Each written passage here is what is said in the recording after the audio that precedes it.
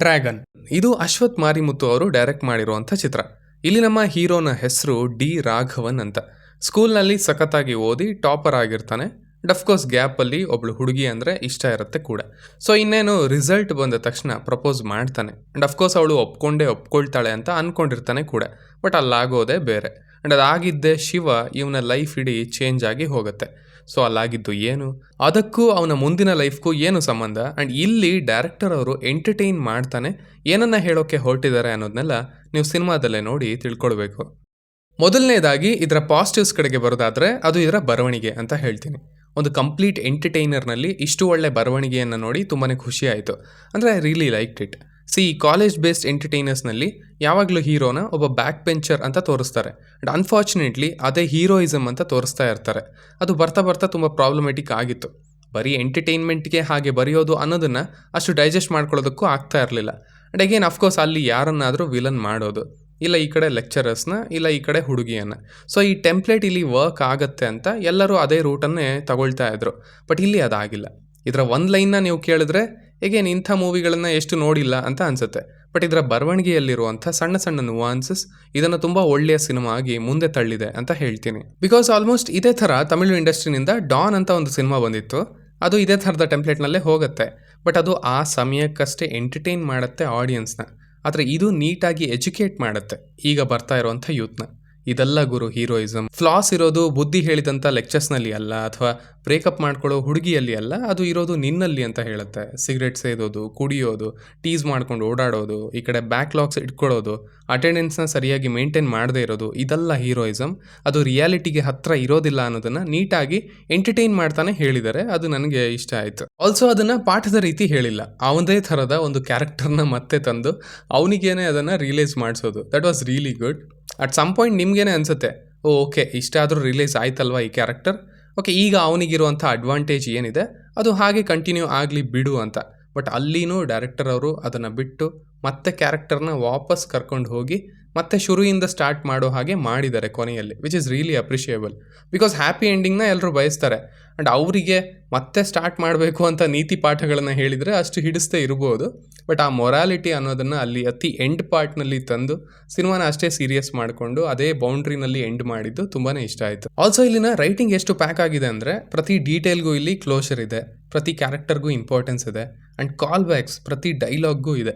ಎಷ್ಟು ಕಾಲ್ ಬ್ಯಾಕ್ಗಳು ನನಗೆ ಪರ್ಸ್ನಲಿ ಇಷ್ಟ. ನಾನು ಯಾವಾಗಲೂ ಹೇಳ್ತಾ ಇರ್ತೀನಿ, ಅರೆ ಸಿನಿಮಾ ಅಂದರೆ ಮ್ಯಾಜಿಕ್ ರೈಟ್, ಬಟ್ ಅದೇ ಸಂದರ್ಭಗಳಿಗೆ ಸಣ್ಣದಾಗಿ ಆದರೂ ಒಂದು ರೀಸನ್ ಅಂತ ಕೊಡಿ, ಒಂದು ಸಣ್ಣ ಎಸ್ಟಾಬ್ಲಿಷ್ಮೆಂಟ್ ಇಡಿ ಅಂತ. ಆ್ಯಂಡ್ ಇಲ್ಲಿ ಇದು ಎಂಟರ್ಟೈನರ್ ಆಗಿದ್ದರೂ ಸಹ ಆ ರೀತಿ ಪ್ರತಿಯೊಂದಕ್ಕೂ ಇಲ್ಲಿ ರೀಸನ್ನ ಇಟ್ಟಿದ್ದಾರೆ. ಟ್ರ್ಯಾಕ್ ಮಾಡಿಕೊಂಡು ಹೋದರೆ ಎಲ್ಲದಕ್ಕೂ ಎಲ್ಲೋ ಒಂದು ಕಡೆ ನಿಮಗೆ ಉತ್ತರ ಸಿಗುತ್ತೆ. ಫಾರ್ ಎಕ್ಸಾಂಪಲ್ ಹೇಳಬೇಕಂದ್ರೆ, ಮಗನೇ ಕಲ್ಚರಲ್ಸಲ್ಲಿ ಓದ್ತಾ ಇದೆಯಾ ಅಂತ ಹೇಳೋದು ಅದೊಂದು ಸಣ್ಣ ಪಾಸಿಂಗ್ ಶಾಟ್ ಅಷ್ಟೇ. ಆ್ಯಂಡ್ ದೆನ್ ಅದಕ್ಕೆ ಕಾಲ್ ಬ್ಯಾಕ್ ಇದೆ. ಆ್ಯಂಡ್ ಈ ಕಡೆ ನಿದ್ದೆ ಮಾಡಿಲ್ಲ ಅನ್ನೋದಕ್ಕೂ ಕೂಡ ಅದು ಸಣ್ಣದಾಗಿ ಬಂದು ಹೋಗುತ್ತೆ. ಸೊ ಅದು ಬಂದ ತಕ್ಷಣ ನೀವು ಈ ಥರದವುಗಳನ್ನು ಫಾಲೋ ಮಾಡೋರಾಗಿದ್ದರೆ ನಿಮಗೆ ಮುಂದೇನಾಗುತ್ತೆ ಅನ್ನೋದು ಗೊತ್ತಾಗ್ಬಿಡುತ್ತೆ. ಆ್ಯಂಡ್ ಅಫ್ಕೋರ್ಸ್ ಕೊನೆಯಲ್ಲಿ ಆಗುವಂಥದ್ದು ನಾನು ಡೆಫಿನೆಟ್ಲಿ ಆ ಕೆಲಸ ಮಾಡಲ್ಲ ಅಂತ ಹೇಳಿರ್ತಾನೆ, ಆ್ಯಂಡ್ ಅದೇ ಆಗುತ್ತೆ.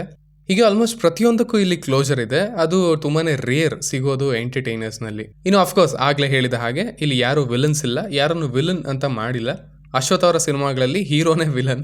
ಅವನಿಗೆ ಮತ್ತೆ ಸೆಕೆಂಡ್ ಚಾನ್ಸ್ ಸಿಗೋದೆ ಅವನನ್ನು ಅವನು ನಾರ್ಮಲ್ ಮಾಡ್ಕೊಳ್ಳೋದಕ್ಕೆ. ಆ ಪಾಯಿಂಟ್ ಕೂಡ ಇಷ್ಟ ಆಯಿತು. ಅದು ಕೂಡ ಅವ್ರದ್ದೇ ಸಿನಿಮಾಗೆ ಕಾಲ್ ಬ್ಯಾಕ್ ಅಂತಲೂ ಹೇಳ್ಬೋದು, ಓ ಮೈ ಕಡವುಳೆಗೆ.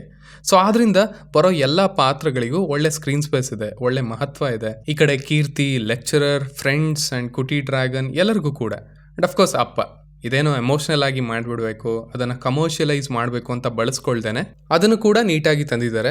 ಆ್ಯಕ್ಚುಲಿ ಅದು ಬಂದಾಗ ಐ ಥಾಟ್ ಓಕೆ ಇದನ್ನು ಕೂಡ ಎಲ್ಲ ರೀತಿಯೇ ಆಗುತ್ತೆ ಅಂತ. ಬಟ್ ಅಲ್ಲೂ ಕೂಡ ಸಣ್ಣದಾಗಿ ಆ ಅಪ್ಪನ ಫ್ಲ್ಯಾಶ್ ಬ್ಯಾಕ್ ಹೇಳಿ ಅವನಿಗೊಂದು ರೀಸನ್ ಕೊಟ್ಟು ಮೊರಾಲಿಟಿ ಅನ್ನೋದಕ್ಕೆ ಇಂಪಾರ್ಟೆನ್ಸ್ ಏನು ಅನ್ನೋದನ್ನು ತಿಳಿಸಿ ಆ ಹೋಲ್ ಪಾಯಿಂಟ್ ಸೀಕ್ವೆನ್ಸ್ ಚೆನ್ನಾಗಿತ್ತು, ಇಷ್ಟ ಆಯಿತು ಅಂತ ಹೇಳ್ತೀನಿ. ಇನ್ನು ಸ್ಕ್ರೀನ್ ಪ್ಲೇನೂ ಅಷ್ಟೇ ಓಡ್ತಾ ಇರುತ್ತೆ ಸಿನಿಮಾ. ಆನೆಸ್ಟ್ಲಿ ಹೇಳಬೇಕಂದ್ರೆ ಫಸ್ಟ್ 30 minutes ನನಗೇನು ಅಷ್ಟು ಇಷ್ಟ ಆಗಲಿಲ್ಲ. ಬಿಕಾಸ್ ಓಕೆ ಇದು ಮತ್ತೆ ಅದೇ ಹಳೆ ರೀತಿಯೇ ತೋರಿಸ್ತಾ ಇದ್ದಾರೆ ಅಂತ ಅನಿಸಿತ್ತು ಆ ಕ್ಯಾರೆಕ್ಟರ್ನ. ಆ್ಯಂಡ್ ಈಗ ಇದು ಚೇಂಜ್ ಆಗುತ್ತೆ, ಚೇಂಜ್ ಆದಮೇಲೆ ಎಲ್ಲರೂ ವಿಲನ್ ಆಗಿಬಿಡ್ತಾರೆ ಅಂತ. But then the actual good writing start ಆಗೋದು. ಪ್ರತಿ 10-12 ನಿಮಿಷಕ್ಕೆ ಏನಾದರೂ ಒಂದು ಒಳ್ಳೆ ಎಲಿಮೆಂಟ್ ಬಂದು ಅಟೆನ್ಷನ್ನ ಗ್ರ್ಯಾಬ್ ಮಾಡೋದು. ಆ್ಯಂಡ್ ಆ ಮೂಡ್ ಹಾಗೇ ಚೇಂಜ್ ಆಗೋದು. ಈ ಕಡೆ ಹಾಡುಗಳು ಬಂದಿದ್ದು ಗೊತ್ತಾಗಲ್ಲ, ಯಾವುದು ಬೇಡ ಅಂತಲೂ ಅನಿಸ್ಲಿಲ್ಲ, ಒಳ್ಳೆ ಫ್ಲೋನಲ್ಲಿ ಹೋಗುತ್ತೆ ಸಿನಿಮಾ. ಅದೇ ಆಗಲೇ ಹೇಳಿದ ಹಾಗೆ ಫಸ್ಟ್ 30 minutesಇಂದ ಬಂದಂಥ ಒಪಿನಿಯನ್ ಸ್ಲೋ ಆಗಿ ಚೇಂಜ್ ಆಗ್ತಾ ಹೋಗುತ್ತೆ. ಇಂಟರ್ವಲ್ ಅಷ್ಟೊತ್ತಿಗೆ ಒಳ್ಳೆ ಪಾಯಿಂಟಿಗೆ ಬಂದು ನಿಂತ್ಕೊಳ್ಳುತ್ತೆ ಅಂಡ್ ಅಲ್ಲಿಂದ ನೋ ರಿಟರ್ನ್ ಅಂತ ಹೇಳ್ಬೋದು. ಇನ್ನು ಪ್ರದೀಪ್ ರಂಗನಾಥನ್ ಅವರು ಅಫ್ಕೋರ್ಸ್ ಅವರು ಇದರ ರೈಟರ್ ಅಲ್ಲ, ಸಣ್ಣದಾಗಿ ಒನ್ ಲೈನ್ನ ಅಷ್ಟೇ ಡಿಸ್ಕಸ್ ಮಾಡಿರೋದಂತೆ ಆ್ಯಂಡ್ ದೆನ್ ಎಲ್ಲದು ಅಶ್ವಥ್ ಅವರದ್ದು ಕೆಲಸ. ಆದರೆ ಇಲ್ಲಿ ಪ್ರದೀಪ್ ಅವರು ಮಿಂಚಿರೋದು ಒಬ್ಬ ಪರ್ಫಾರ್ಮರ್ ಆಗಿ ಚೆನ್ನಾಗಿ ಮಾಡಿದ್ದಾರೆ. ಎಲ್ಲಿ ಓವರ್ ಅನಿಸ್ಬೇಕು ಅನಿಸುತ್ತೆ, ಎಲ್ಲಿ ಸೆಟಲ್ ಆಗಿದ್ದಾರೆ ಅಂತ ಅನಿಸ್ಬೇಕು ಅನಿಸುತ್ತೆ. ಈ ಕಡೆ ಫ್ರಸ್ಟ್ರೇಟ್ ಆದಾಗ, ಖುಷಿ ಆದಾಗ, ದುಃಖ ಆದಾಗ ಎಲ್ಲ ನೀಟಾಗಿ ಕನ್ವೆ ಆಯಿತು, ಇಂಪ್ರೆಸ್ ಮಾಡಿದರು ಅಂತ ಹೇಳ್ತೀನಿ. ಇನ್ನು ಎಲ್ಲರೂ ಕೂಡ ಅವರವರ ರೋಲ್ನಲ್ಲಿ ಚೆನ್ನಾಗಿ ಪರ್ಫಾರ್ಮ್ ಮಾಡಿದ್ದಾರೆ. ಸ್ಪೆಷಲಿ ಅನುಪಮ ಪರಮೇಶ್ವರನ್ ಅವರು ಮೇನ್ಲಿ ಅವರ ಕ್ಯಾರೆಕ್ಟರ್, ಅವರ ಡೈಲಾಗ್ಗಳಿಗೆ ಇರೋ ಕ್ಲೋಜರ್ ಏನೇ ಅದೇ ನನಗೆ ಪರ್ಸ್ನಲಿ ಇಷ್ಟ ಆಗಿದ್ದು.